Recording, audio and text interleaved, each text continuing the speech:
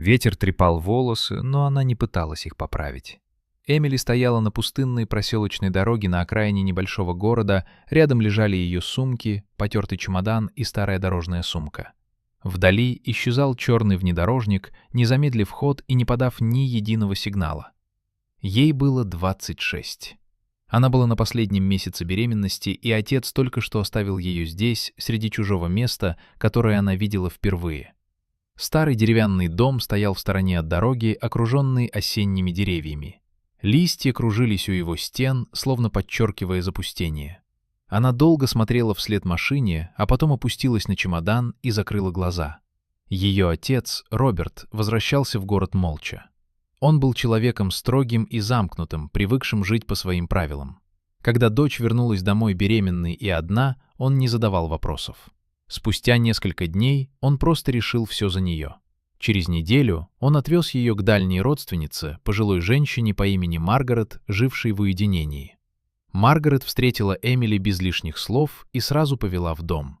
Там пахло травами, теплом и старым деревом.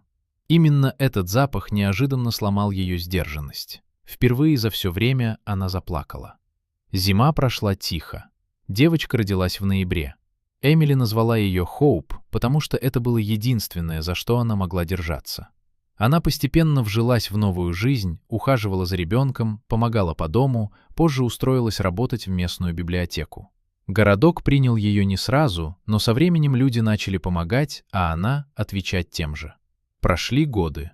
Роберт сначала старался не думать о дочери, но тишина в доме стала слишком тяжелой.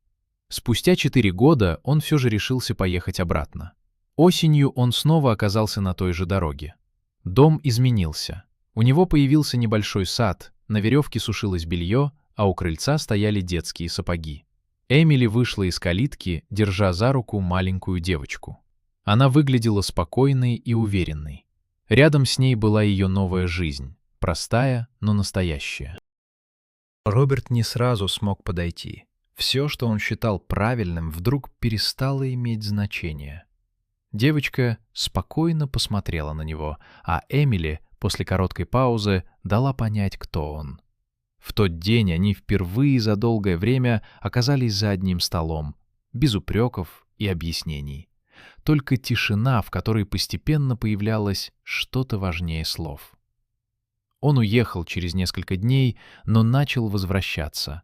Не сразу и не часто, но достаточно, чтобы между ними снова возникла связь.